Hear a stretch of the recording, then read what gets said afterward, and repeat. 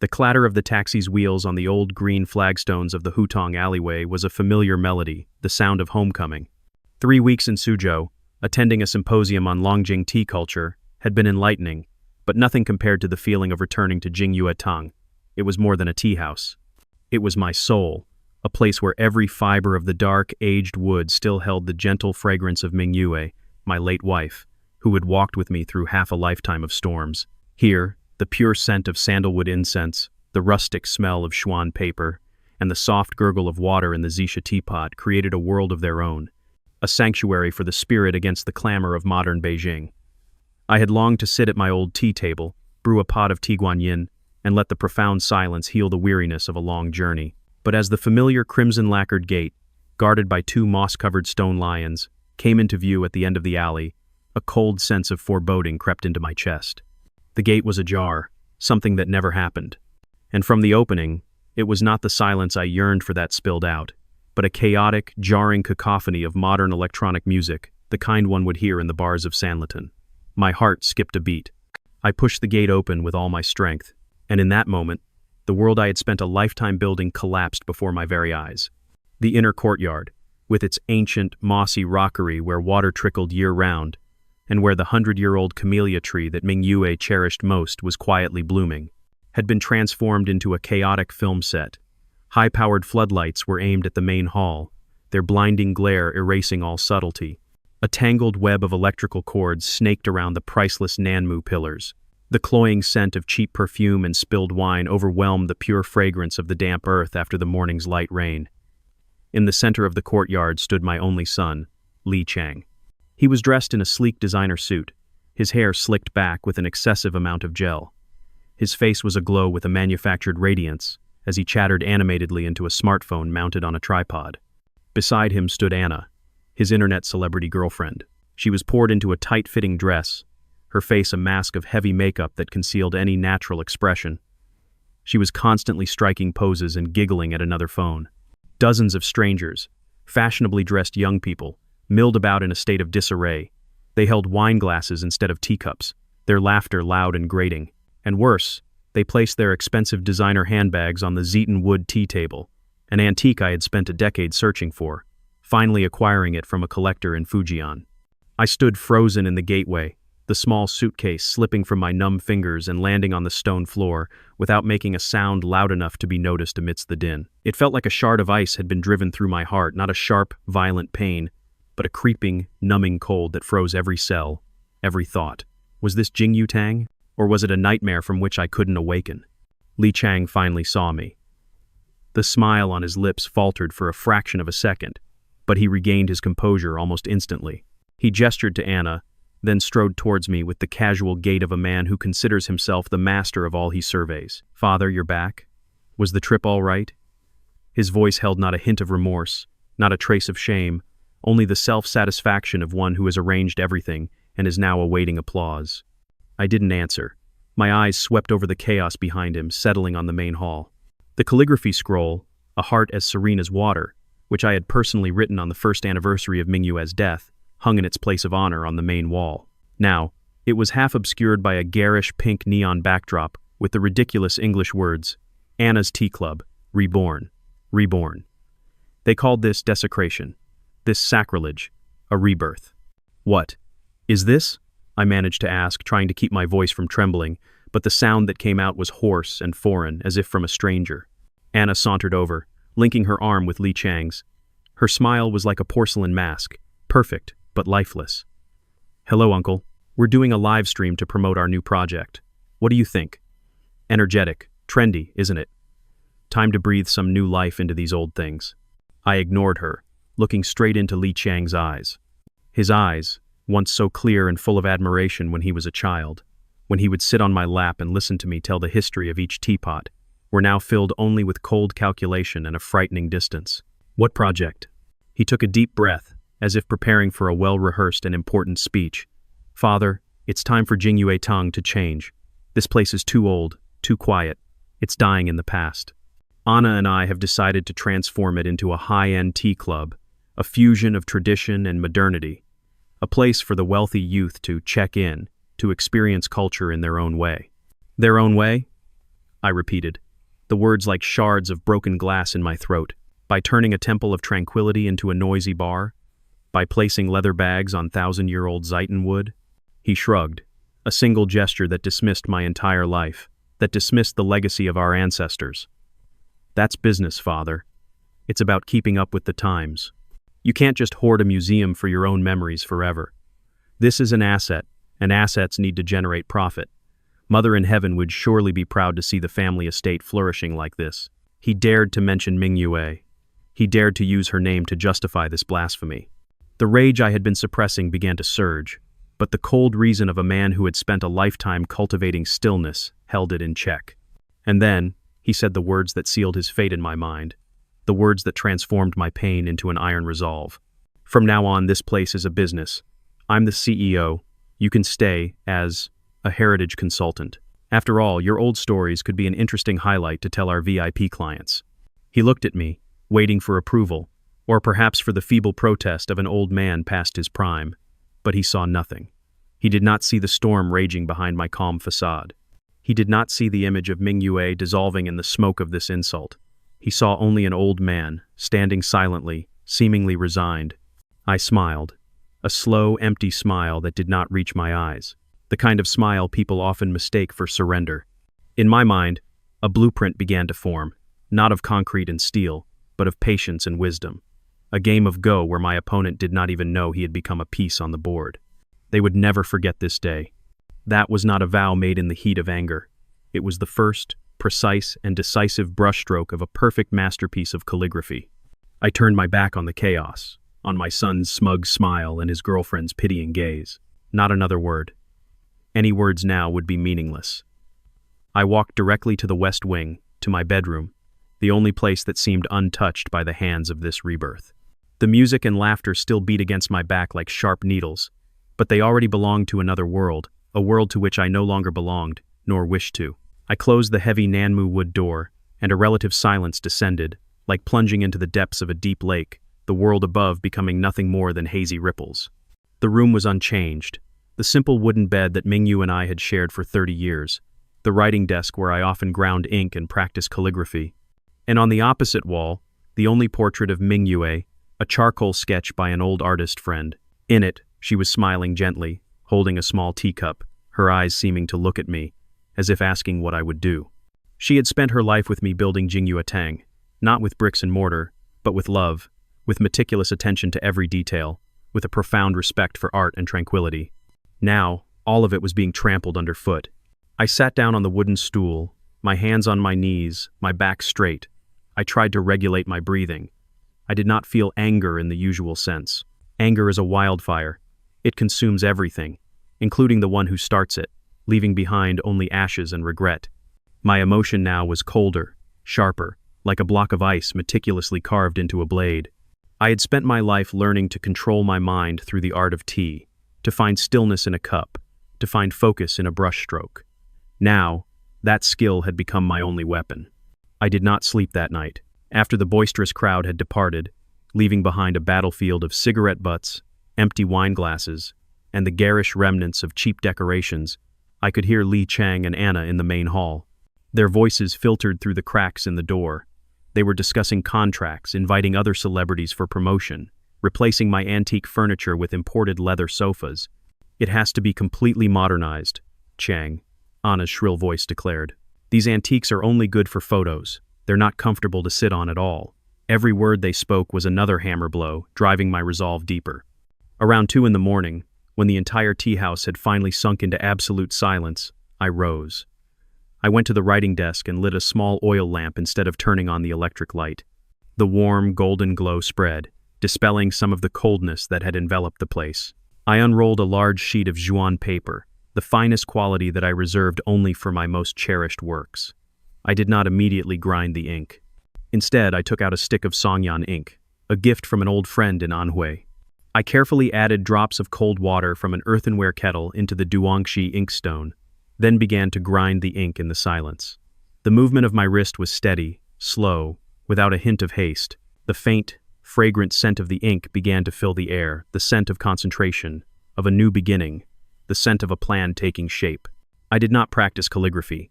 I took out an old leather-bound notebook, its cover frayed with time. This was my work journal from 30 years ago, recording every detail of when I renovated Jingyu Tang after inheriting it from my father. I turned the yellowed pages. Diagrams of the wooden beam system, notes on the type of yin-yang tiles used, custom-made from an ancient kiln, the origin of the cobblestones in the courtyard, which Mingyu and I had hand-picked from a stream in the western hills. Li Chang thought he held an asset. He was tragically mistaken. He was standing on a historical treasure, a legacy woven through generations, but his vision, obscured by numbers and glitter, was too short to see it, and that was his fatal weakness. I began to write, not words of lamentation or an emotional plan for revenge. I wrote down facts, details, names. Under the flickering lamplight, the blank page was gradually filled with neat, clear characters. I was drafting a plan, a blueprint, as detailed as if I were preparing to build a new structure. Phase 1. Gather and consolidate. Document every act of destruction. Take photographs. Back up all documents related to the tea house's history. Phase 2. Sow the seeds of doubt. Seek assistance. Release vague but substantiated information, letting the experts find their own way here. Phase 3. Construct the legend. Turn doubt into a powerful narrative, a story authenticated by history, irrefutable. Phase 4. The ripening. Choose the right moment, when the opponent is at his most confident, his most arrogant, to reveal the entire hand. I looked at Mingyu's portrait on the wall. She would not have wanted a direct confrontation, no arguments or violence. She always used to say that soft water can wear away hard rock, not through force, but through persistence and perseverance. My plan would be that water. Li Chang and Anna were standing on a rock they thought was solid. They would never know about the undercurrent, slowly eroding the foundation right beneath their feet, until everything collapsed without a single warning. I placed the brush on the jade brush rest. Outside, the first rays of dawn began to pierce the window. A new day was beginning. For my son, it was a day of business opportunities, lucrative contracts, and virtual likes. For me, it was the first day of a silent war, a war for memory, for legacy, and for honor. The call came the next day at noon, just as I had anticipated. I was in the study, a small room behind the main hall where I kept my collection of old books and calligraphy tools. I was carefully polishing an old Xisha teapot, an heirloom from my grandfather. I had deliberately avoided Li Chang and Anna all morning. I needed the silence to think, and more importantly, I needed them to believe I was broken, helpless, trapped in the sorrowful nostalgia of a bygone era. Their underestimation of me was a crucial element of my plan. Father. Li Chang's voice came through the phone, tinged with impatience, as if it had taken all his courage to make the call. I know you're upset, but you need to understand. This is for the best, for all of us. I gently placed the teapot on a silk cloth, my voice so calm it surprised even me. The best? How do you define the best, Chang? Be realistic, Father. He sighed, a dramatic sigh, the kind a wise adult uses when explaining things to a stubborn child. How much does this tea house make a month? A few regular customers, some of your old friends coming for tea and poetry. It's not even enough to cover the maintenance for such an old building. Meanwhile, I can turn this place into a money-making machine. Just from yesterday's live stream, the first advertising contract with a wine brand brought in this much. He paused, perhaps to let the number sink in. 10 times your annual income from selling tea.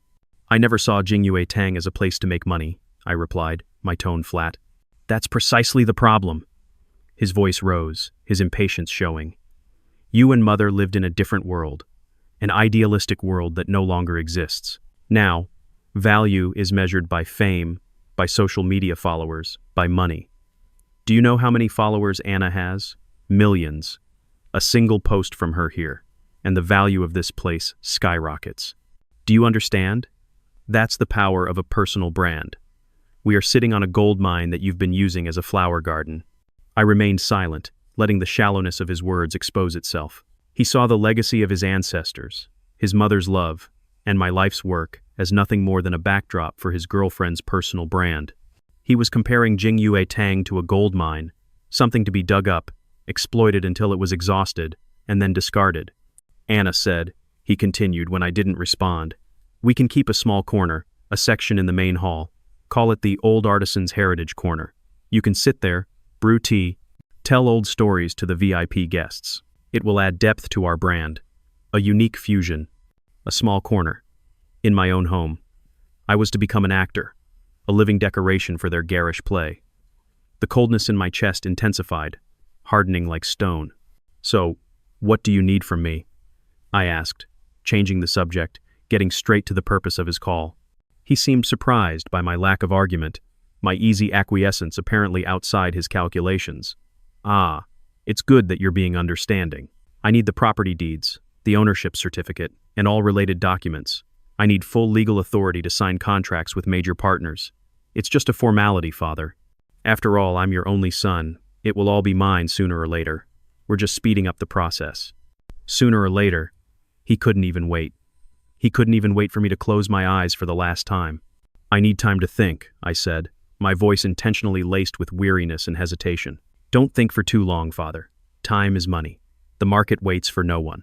He paused for a moment before delivering the final, cutting blow. "Opportunity waits for no one, especially not the old." He hung up. The last sentence lingered in the quiet air of the study, especially not the old. To him I was obsolete, a relic of the past, an obstacle on his path to success. He didn't understand that sometimes the greatest strength, the most profound wisdom, comes from the very things he considered old and outdated. I rose and walked to the mahogany bookshelf. I wasn't looking for the property deeds. They were stored in a safe place. Instead, I took out an old, dusty address book. The names in it didn't have millions of social media followers. They didn't have personal brands. But a single word from them, a single chop of their seal, could shake the entire cultural world of Beijing. My finger traced down the yellowed pages, stopping at one name. Chen Lin. Old Master Chen. Phase 1 was nearly complete. I understood my opponent perfectly. Phase 2 was about to begin. It was time to sow the first seeds of truth. Old Master Chen lived in another Sihiyuan, a courtyard house nestled deeper in an even narrower alley. It was smaller and more modest than Jingyou Tang, but the air within its walls was thicker with history. Everything in his home, from the low tea table to the towering bookshelves filled with cloth-bound classics, exuded a quiet dignity of time. He was a leading expert on carved seals and the appraisal of antiques, one of the few remaining old masters of our generation. We had been friends since we were children with pigtails, growing up together in these alleys, witnessing the city's tumultuous changes from the leanest years to the current economic boom. Our friendship needed few words. It was built on a foundation of mutual understanding and absolute trust. I arrived unannounced, carrying only a box of aged pu'er tea that I had stored for over 20 years, the very gift he had given me when Minyue passed away. Old Master Chen, with his stark white hair and thick presbyopic glasses perched on his nose, was hunched over, meticulously carving a seal from a piece of honey-colored Shoshan stone. The scraping of the carving knife on the stone was a steady, rhythmic sound. He looked up, squinting at my shadow falling across his floor, and then a kind smile crinkled the corners of his eyes. "Old Li, what wind brings you here at this hour? You don't look well." "A contrary wind, old Chen," I said, placing the tea box on the table. "I've come to repay a debt of kindness." We sat at the tea table, and he began the ritual of preparing tea with a familiar, silent grace, heating the water, rinsing the pot, awakening the tea leaves. His every movement was slow, precise, and held a meditative quality. I didn't need to say much. After the third infusion, when the rich, earthy aroma of the aged pu'er had filled the room, carrying with it the scent of years gone by, I began my story. I told him everything, from the moment I returned, the scene at Jingyue Tang, to the phone call with Li Chang. I recounted it objectively, without emotion, as if narrating an event that had happened to someone else. Old Master Chen listened in silence, his thumb tapping a gentle, steady rhythm on the side of his celadon teacup. When I had finished, he offered no empty words of comfort. He just looked at me for a long moment and asked the one question I knew he would. "What do you need me to do?" That was our friendship. No useless platitudes, only action. "I need your help with something," I said, my voice low. "I need you to create a story." His eyes glinted behind his thick lenses. He set down his teacup. "A story?" "Yes. A true story about Jingyue Tang that has been forgotten. A story that even I never knew." I took out the old notebook from my inner pocket, the renovation journal I had reviewed the other night. I turned to a page with notes on reinforcing the tea house's foundation 30 years ago. I pointed to a brief entry, dug down to the foundation, found a few old bricks with strange patterns, kept one as a souvenir. Then, I carefully took out a small brocade box. Inside, resting on a bed of red velvet, was a grayish brick, about the size of my palm. On its surface was an ancient, square-shaped character, with complex strokes I could not recognize. This was the truth. This brick had sat in this brocade box for 30 years. But from this small truth, a legend would be built. "Old Chen," I said, my voice low and clear. "You are the expert. Examine this brick. Research it. Give it a past. A great past. A past with enough weight to protect itself." Old Master Chen said nothing. He carefully put on a pair of white cotton gloves and picked up the brick with reverence. He turned it over and over, examining every detail, every crack, every mark of time with a magnifying glass. The silence in the room grew thick, broken only by the soft breathing of two old men. Finally, after nearly 10 minutes, he placed the brick down, removed his gloves, and looked at me with a strange expression, a mixture of astonishment and excitement. "Li Wei," he said slowly, his voice trembling slightly. "This story doesn't need to be created. It's already here. We just need to uncover it." He pointed to the character on the brick. "This is no ordinary character. This is a type of proprietary seal, an identification mark of the Imperial Jili archives from the reign of the Yongle Emperor of the Ming Dynasty. It was the place where the most important documents, imperial edicts, and secret maps of the court were stored." My heart pounded once, hard. My plan had just taken a turn that I myself had not foreseen. It was no longer a play. It was becoming a historical excavation. "You mean?" "I mean," Old Master Chen said, a mysterious smile I rarely saw playing on his lips. "Your son wants to turn a national treasure into a circus. He doesn't know that he is sitting on a historical site far more significant than he could ever imagine. Jingyu Tang might not just be a tea house. It could be the last remaining part of the Jili archives, long thought to have been completely destroyed in a great fire." He stood up and went to his bookshelves, pulling out several thick, ancient-looking, thread-bound books. "Give me a week. I will not create a story. I will find the truth, and I will give you a narrative authenticated by history. A narrative with enough weight to crush any club, any multi-million yuan contract." I left Old Master Chen's house as dusk began to settle over the ancient alleys. Phase 2 was completed more brilliantly than I could have hoped. The seed had been sown, and it was not just a seed of doubt. It was the seed of a forgotten truth, a magnificent truth that would soon rise and reclaim its rightful place. For the next week, I transformed myself into a ghost in my own home, a performance that demanded absolute patience and self-control. I donned the guise of a senile old man, broken and helpless. I spent my days in the study, pretending to read but actually organizing old materials, searching for any further clues that might bolster Old Master Chen's story. Occasionally, I would step out into the courtyard, stand silently for a long time, and watch the transformation of Jingyu Tang with a look of sad resignation. I watched the workmen dismantle the green flagstones that Mingyu and I had laid together, watched them take measurements to build a bar, and I would only sigh and turn away. Li Chang and Anna, after a few initial days of caution, were now completely convinced that I had accepted my fate. My surrender was too perfect, too convincing. They even began to show me pity. Anna would sometimes bring me a plate of cut fruit, her voice syrupy sweet and fake. "Uncle, just rest, don't think too much. We'll take care of everything.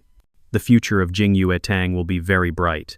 Li Chang would occasionally pat me on the shoulder, saying things like, "Don't worry, father. I won't let mother's legacy be forgotten. I'll make it more famous than ever. The whole world will know its name." They didn't understand that they were personally destroying the very legacy they boasted of developing. Their arrogance and ignorance were my greatest allies.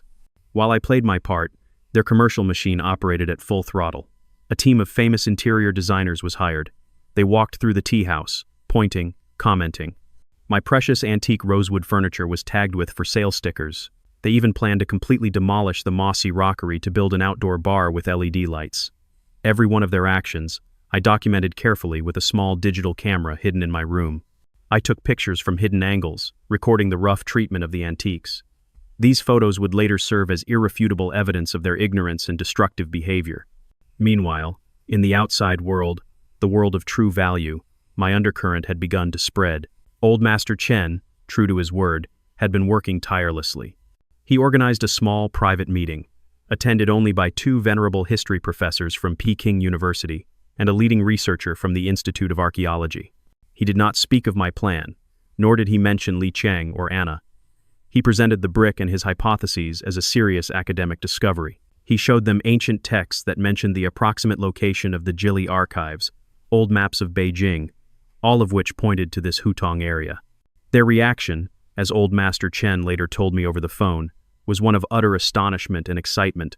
The possibility of rediscovering such a significant lost relic was a momentous event.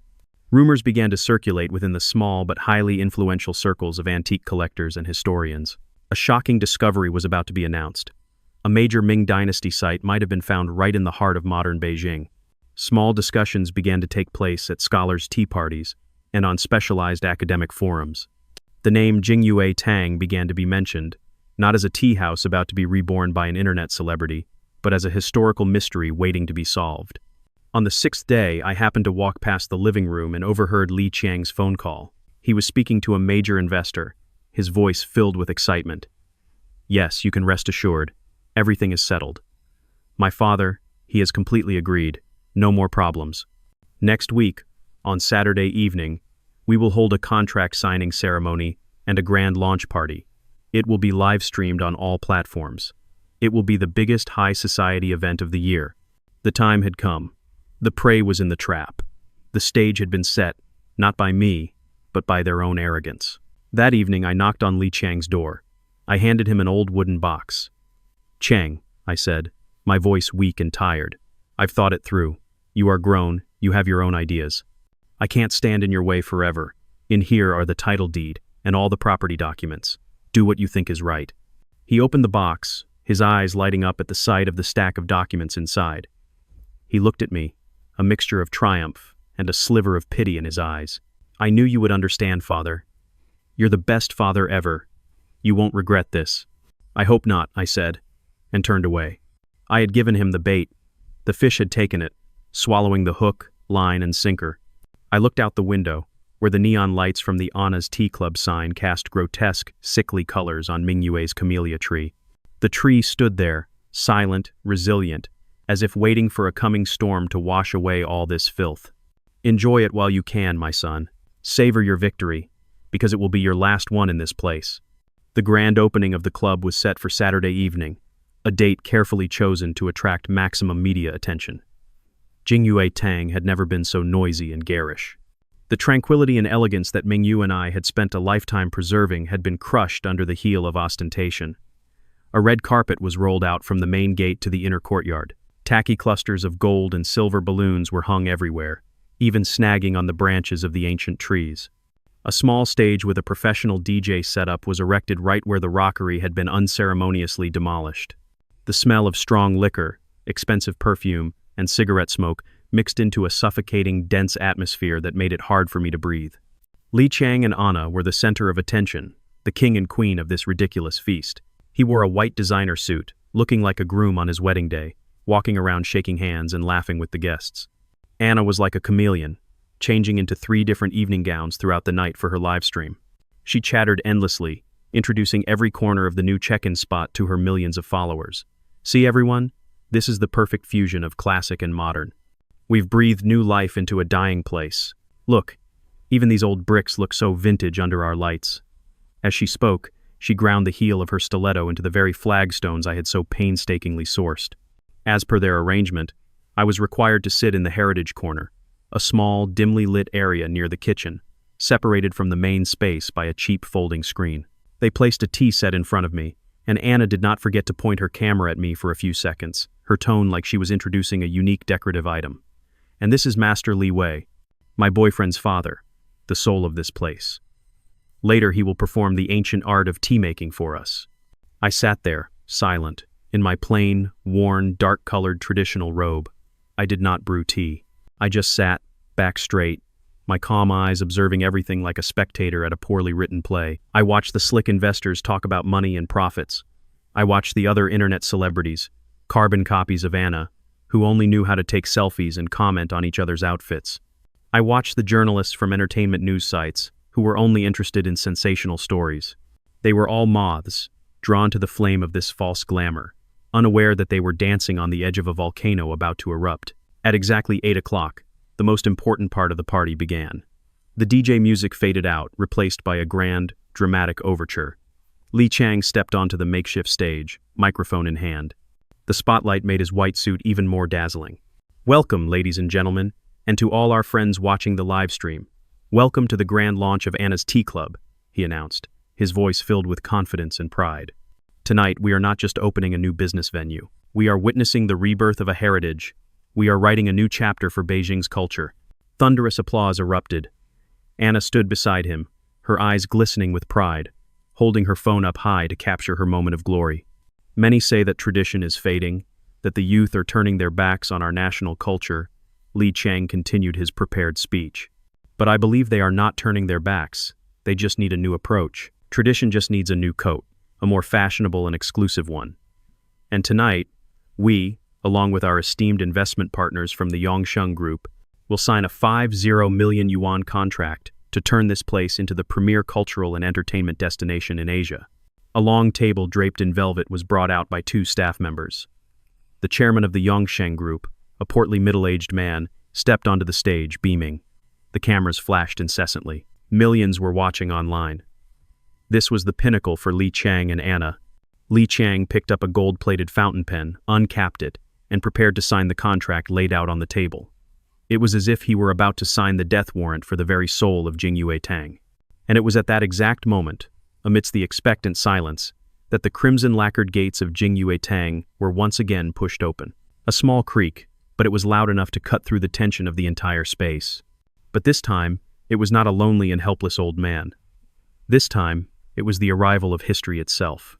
Every head in the courtyard, including the lenses of the live-streaming cameras, turned in unison towards the gate. The grand overture music faded, and then died completely. An abrupt silence fell over the space, a silence heavy with foreboding. The glamorous party was suddenly frozen in time. Old Master Chen entered first.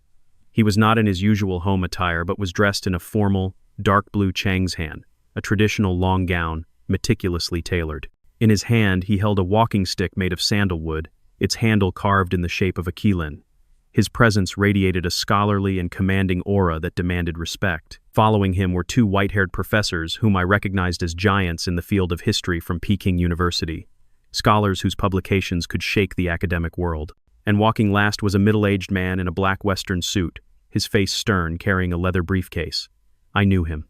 He was Director Wang from the Municipal Cultural Heritage Bureau, a man famous for his integrity and uncompromising nature. Their arrival was like a boulder dropped into a placid pond, sending ripples of confusion throughout the venue.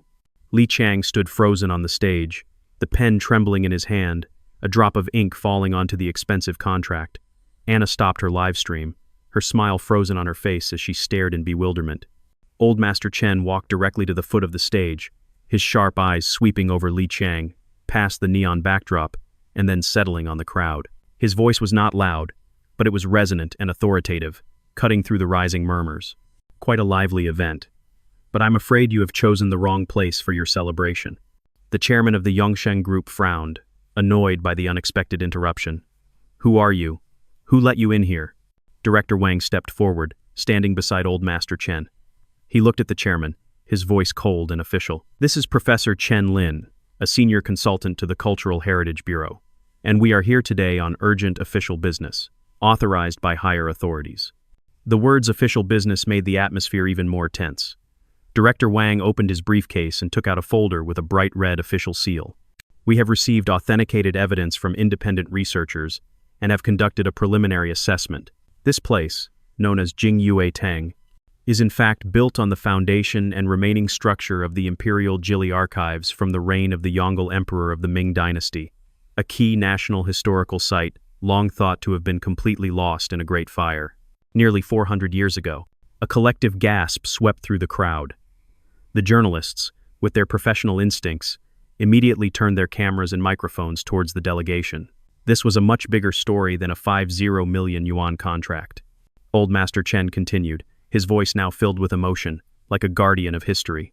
The flagstones you are treading on, the Nanmu wood pillars supporting these eaves, even the old inkstone on the study desk, are all relics from a past dynasty. This is not an ordinary tea house. This is a living historical monument, a witness to the passage of time. He pointed his sandalwood cane at the pink neon backdrop. And you people, out of ignorance and greed, are holding a party on a national heritage site. You are destroying history in front of millions of viewers." Anna stammered, her face turning pale beneath her heavy makeup. "No, that's impossible. It's just an old house. How could it be?" "An old house?" The other history professor spoke up, his voice filled with contempt and indignation. "Young lady, the cultural and historical value contained within this old house is something that your entire frivolous career could never equal. Ignorance is no excuse for acts of destruction." Li Chang's face was as white as a sheet. Sweat beaded on his forehead. He turned to look at me, his eyes filled with panic, pleading, and disbelief. He finally understood. He understood my smile that day. He understood my silence over the past week. I remained seated in my dark corner, silently raising the empty teacup to my lips, a gesture that only Mingyu and I would have understood. My play had ended. Now it was time for the truth, with the weight of centuries of history, to speak, and its voice was deafening. Director Wang held up the official document, his voice loud and unequivocal, leaving no room for argument. "By urgent order of the National Cultural Heritage Administration, effective immediately, Jingyue Tang will be completely sealed off to facilitate comprehensive archaeological investigation and appraisal. All commercial, construction, and renovation activities here are strictly prohibited until further notice. Any action that damages the current state of the monument, no matter how minor, will be prosecuted to the fullest extent of the law on the protection of cultural heritage." "Sealed off?" the Yongsheng chairman shouted, his face flushing with anger and embarrassment. "What about our 50 million yuan contract? We've already invested in this." Director Wang looked at him coldly, as if looking at a fool. "Your contract was signed based on an asset of special historical value, which now has a high probability of being state property, sir. Legally, it is void. You should consider yourself fortunate that we are not pursuing criminal charges against your corporation for abetting the destruction of heritage." That statement was like a bucket of ice water dousing the chairman's fire. He stood speechless, realizing he had bet on a losing hand in the most humiliating way possible. The party devolved into a chaotic retreat, the investors argued, blaming Li Chang. The guests hurriedly left, as if afraid of being implicated in a national scandal. The journalists were like a swarm of bees. Half of them surrounded Director Wang and Old Master Chen for information, while the other half aimed their cameras and microphones at Li Chang and Anna, the protagonists of the tragedy. And that was when true hell began for Anna, in a way she could never have imagined. In her panic, her phone was still live streaming. Millions of followers had witnessed the entire event, from the delegation's arrival to the director's proclamation. The comment section on her screen, which minutes ago was filled with praise and heart emojis, now exploded with outrage. Oh my God, she was going to destroy a national monument to make a check-in club?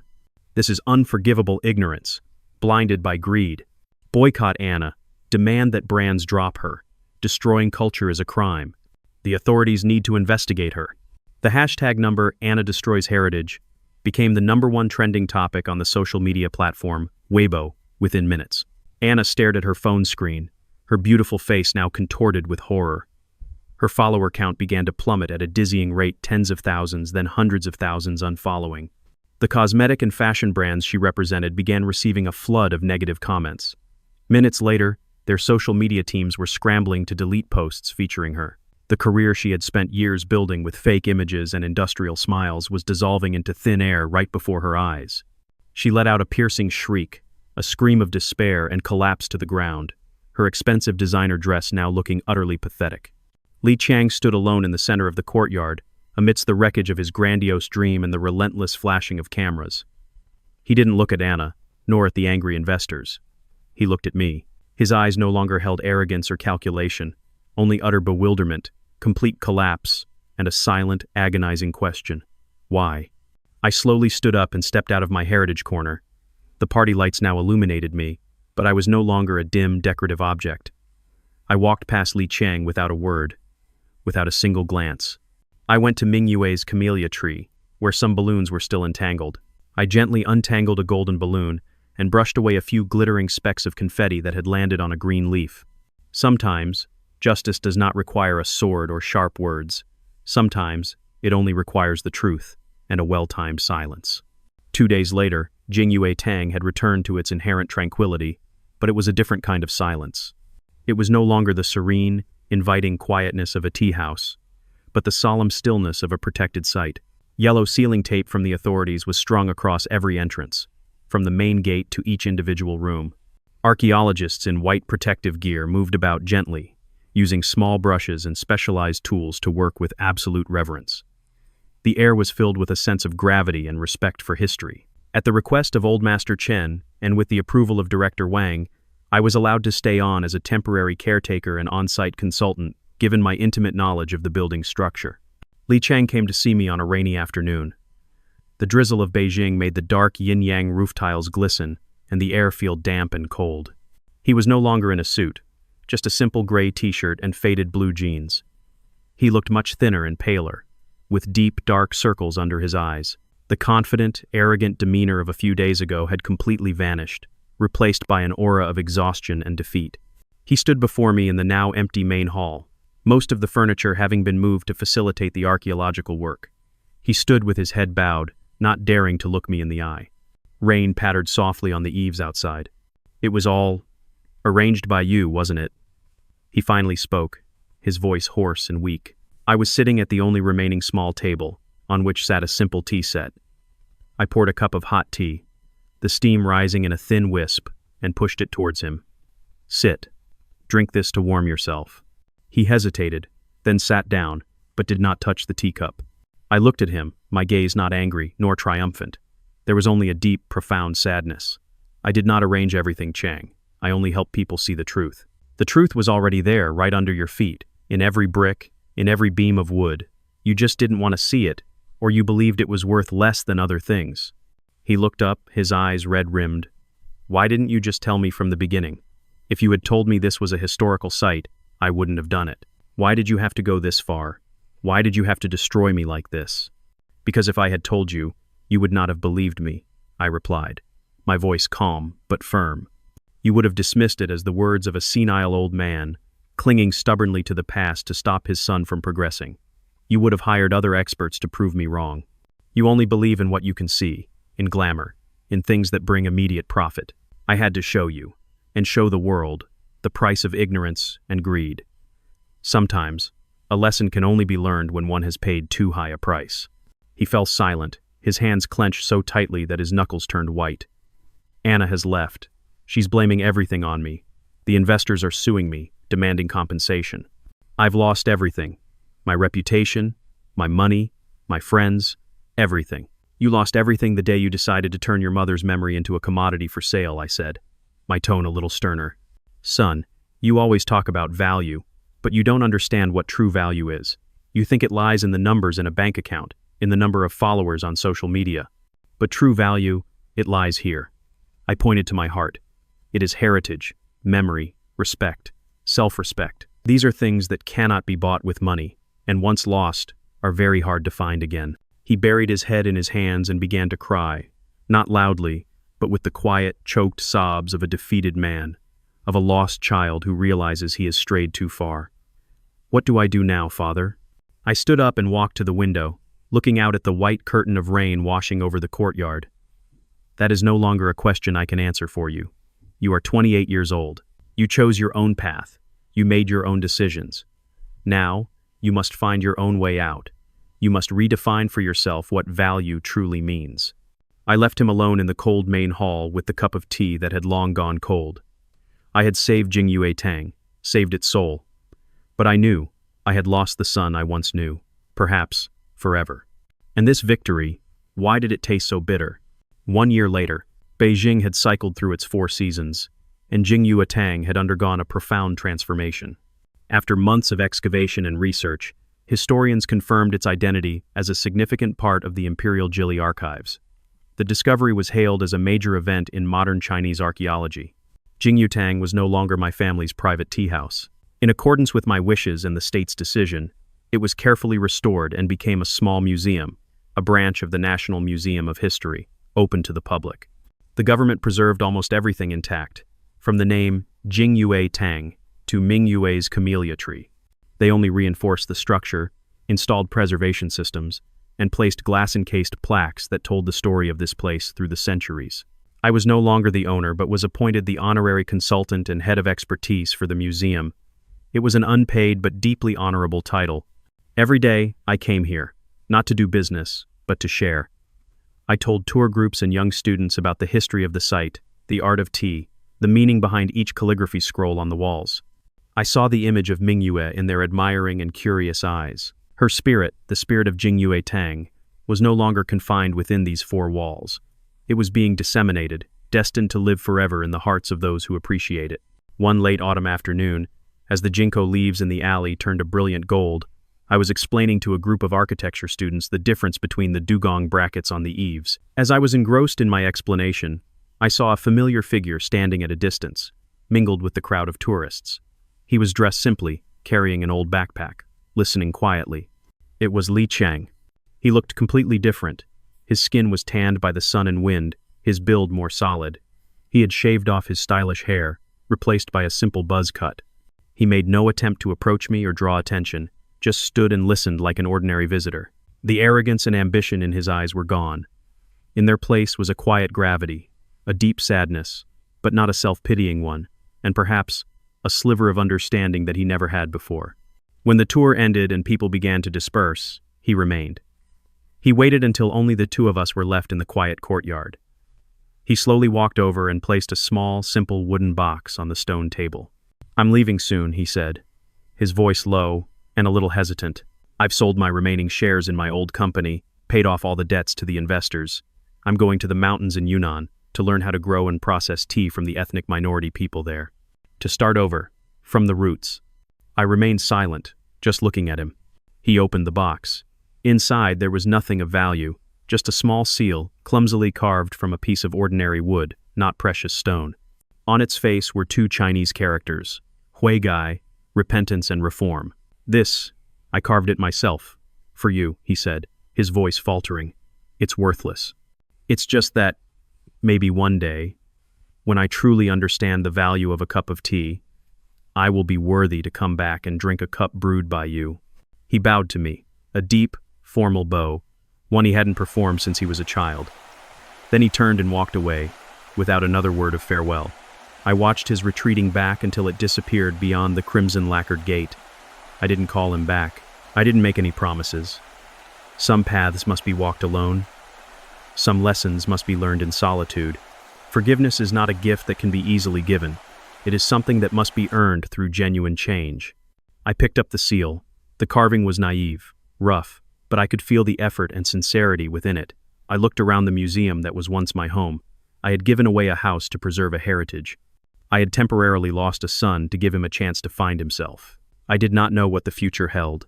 But that evening, as the last rays of the autumn sun filtered through the window lattice, bathing the space in a golden light, I sat down, alone, and brewed myself a pot of tea. The fragrance was rich, the taste pure. For the first time in a very long time, I felt a complete sense of peace, untinged by any bitterness. Jingyue Tang had found its eternity, and I too had found my own serenity. Winter descended upon Beijing, bringing with it biting northern winds that whistled through the Hutong alleys. Jingyue Tang, now in its role as a museum, exuded a different kind of beauty. A thin layer of snow blanketed the yin-yang tiled roofs and the bare branches of the camellia tree, creating a serene and solemn ink-wash painting. The clamor of the tourist season had passed, returning the place to its inherent quietude. On these days, visitors were few, mostly those who truly loved history and art. They walked softly, spoke in whispers, as if afraid to disturb the sleeping soul of the past. My work had also become more tranquil. I spent most of my time in the old study, now reorganized into a research room, helping the young experts from the museum classify and decipher ancient texts found during the restoration. I found joy in passing on my meager knowledge, in seeing the flame of passion for traditional culture kindled in the eyes of the younger generation. The pain regarding Li Chang was still there, an old wound that ached when the weather turned, but it no longer throbbed with the same intensity. I was learning to live with it, just as one learns to live with a missing part of oneself. One afternoon, as heavy snow was falling, I was showing a young intern how to recognize the brushwork of famous Ming Dynasty calligraphers when she hesitantly showed me her phone. "Master Li," she said, with some trepidation. "Look, isn't this the girl who caused the trouble here last year?" On the screen was a live stream video of someone selling goods. In a cramped room with harsh white lighting, Anna was hawking cheap ceramic tea sets, advertised as imperial court tea ceremony style. Her face was still heavily made up, but it couldn't hide her exhaustion and haggardness. The radiant smile of yesteryear now looked forced and somewhat desperate. She chattered away, using the same empty platitudes about lifestyle and exclusivity, but no one was buying it. The comment section was sparse, mostly filled with mockery and reminders of the old scandal. "The person who destroyed a heritage site is now talking about culture?" One comment scrolled by. I looked at Anna in the video, feeling not a shred of satisfaction. Instead, a sense of emptiness and a tinge of pity washed over me. She had once stood at the pinnacle of a virtual world, hailed by millions. Now, she was still trying to cling to that world, but it had turned its back on her. She was like a moth whose wings had been scorched by the flame, yet it still tried to crawl towards the light, not realizing that the light itself was what had destroyed it. She had chosen the easiest path, blaming others, playing the victim, and trying to rebuild a sandcastle on collapsed ground. But the public did not forget, and the virtual world that had elevated her was the same one that had buried her without mercy. I handed the phone back to the intern, saying gently, "The past is past. There's no need to bring it up again." But her image haunted me for the rest of the afternoon. It made me think of Li Chang. Anna had chosen the path of ephemera, of denial and superficial reinvention. So what path had my son chosen? His journey to faraway Yunnan, was it an escape? Or was it truly a quest for redemption? Nearly a year had passed since he left. Not a single letter, not a single phone call. That silence was sometimes heavier than any words of reproach. That evening, after the museum had closed, I stayed behind alone. I went to the study and took out the wooden seal Li Chang had left. Under the lamplight, the two characters Hui Gai, repentance and reform, appeared simple and stark. I placed the seal next to the ancient Duangxi inkstone. On one side was a symbol of youthful folly, of a clumsy attempt to make amends. On the other, a symbol of profound stillness, of enduring value through hundreds of years. They sat side by side, a heart-wrenching contrast. Anna had shown me the end of one road, and I could only hope, in silence, that my son had chosen a different one, a rockier and more painful road, but the only one that could lead to true salvation. Spring arrived later than usual, but the warm sunbeams finally managed to pierce through the lingering cold of the long winter. The camellia tree in the courtyard of Jingyue Tang began to sprout its first buds, shy and full of life. The revival of the earth sometimes makes the human heart feel lonelier, for it exposes the corners of the soul that are still frozen. Every morning, as I strolled in the courtyard, I would unconsciously glance towards the gate, an involuntary habit born of waiting. One afternoon in March, as I was sitting with Old Master Chen drinking tea in the main hall, a security guard brought in a parcel. It was not a regular letter. It was an envelope made of coarse, handmade paper, yellowish-brown in color. There was no clear sender's address, only a faint postmark from a remote county in Yunnan province. My heart skipped a beat. Old Master Chen looked at me with understanding in his eyes. "Open it, old Li. Whatever news it brings, it must be faced." I carefully used a small paper knife to slit the edge of the envelope. Inside was not a single letter. There was a thin sheet of swan paper folded into quarters, and a small paper packet tied with a dry straw string. I unfolded the swan paper first. The handwriting on it was not Li Chang's. It was the strong, mature brushstrokes of an older person. The letter read, "To Mr. Li in Beijing. I am Jia Ming, an old tea farmer in these Wuliang mountains. I take the liberty of writing this letter to you, at the request of a young man named Li Chang. He said he did not dare to write to his father himself, for he felt he was not yet worthy. The boy arrived here last autumn. At first he seemed no different from the other city youths who come here seeking temporary inspiration. He was arrogant, impatient, and looked down on manual labor. He thought making tea was simply about picking leaves and drying them. I was ready to send him away after 3 days, but something kept him here, and it kept me from sending him away. Perhaps it was his silence. He did not argue, did not complain. He just quietly did as he was told, failing time and again. Winter in these mountains is harsh, Mr. Li. His hands, accustomed to holding pens and phones, became blistered and cracked from picking tea leaves in the frost. His back ached from carrying heavy baskets of tea down the steep slopes. Many nights I saw him sitting alone on the porch, gazing northwards, without saying a word. I knew he was homesick and at war with himself, but he did not give up. Gradually, his arrogance disappeared, replaced by humility. He began to learn to listen not just to my words, but to the voice of the earth, the tea trees, the young leaves. He learned that to make a good pot of tea requires not just technique, but patience, respect, and a pure heart. He is no longer the city boy who arrived here. He has become a true tea maker, one who understands the value of every drop of sweat. The small packet of tea enclosed is a spring sheng, raw, pu'er, that he personally participated in making, from picking the leaves, to firing, rolling, and pressing it into a cake. It is not the finest tea, his technique is still raw, but he told me that, in every leaf, there is his repentance and his hope. He asked me to send it to you, as a first apology. He said, only when the tea in his hands no longer has the bitter taste of shame, but only the sweet aftertaste of sincerity, will he dare to return. Please forgive this old man's impertinence. Respectfully, Jia Ming. I read the letter over and over, each word sinking into my heart. It was a simple letter, but it told a grand story. A story of a belated coming of age, of a cleansing. I carefully opened the small paper packet. Inside was a tightly compressed cake of pure tea, dark green in color, exuding a wild fragrance of the mountains, of the sun, and of the earth. Old Master Chen looked at me, said nothing, but quietly refilled our teapots with hot water. I placed the letter and the tea packet next to the Huigai seal. Now they were no longer inanimate objects. They were in dialogue with one another. The seal was the beginning of a promise. And this packet of tea was the first fruit of that promise. I couldn't sleep that night. I just sat in the study, looking at the small tea cake under the lamplight. I was not yet ready to brew it. I was afraid that the taste would be too bitter. Or afraid that, if it was indeed sweet, I would not know what to do next with the forgiveness that was beginning to sprout in my heart. Another month passed. The camellia blossoms in the courtyard of Jingyuetang finally burst forth, showcasing their pure white petals and releasing a delicate fragrance in the morning sun. The packet of tea from Yunnan still sat untouched on my writing desk, next to the farmer Jia Ming's letter and the Huigai seal.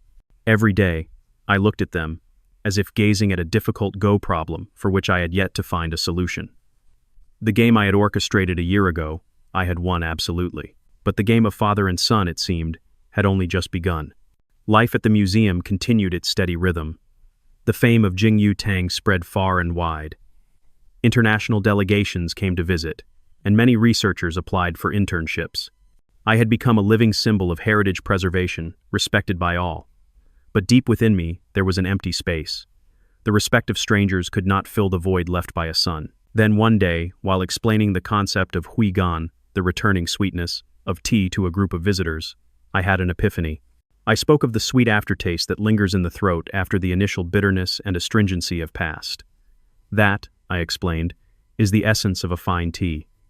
Is not life the same? Does not repentance also need a huigan? That day, after the museum closed, I decided I would brew the tea. This was no ordinary tea session. I prepared everything with the solemnity of an important ceremony. I did not use my most precious Zisha teapot. Instead, I chose a simple, rustic earthenware pot that Mingyu had been fond of. She used to say it preserved the truest flavor of the tea.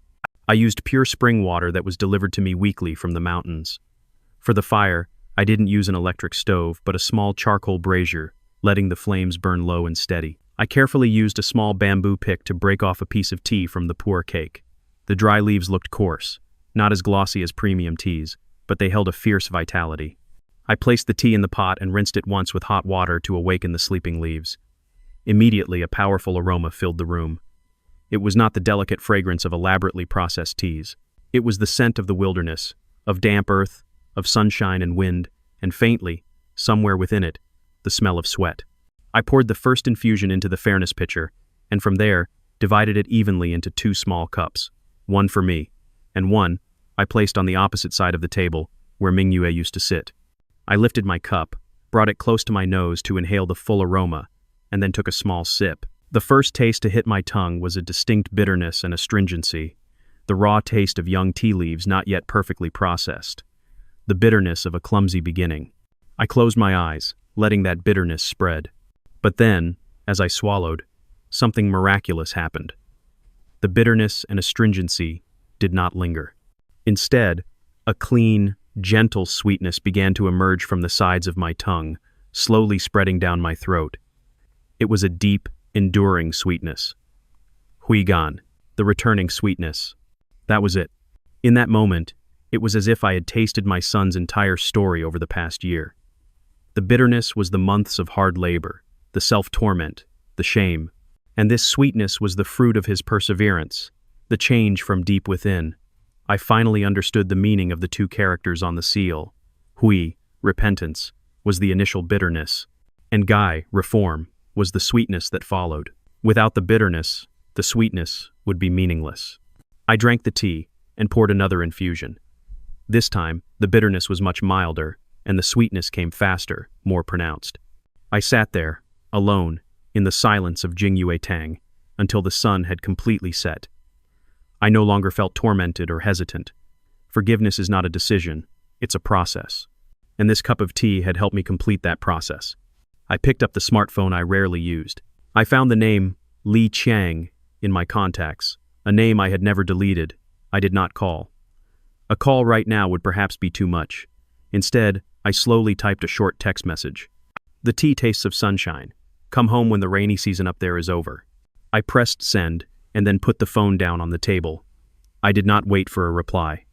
I had done my part, the rest was up to him. I walked out into the courtyard and took a deep breath of the cool evening air. In the sky, the first stars were beginning to twinkle. The future was still unknown. The bridge between father and son still needed to be rebuilt.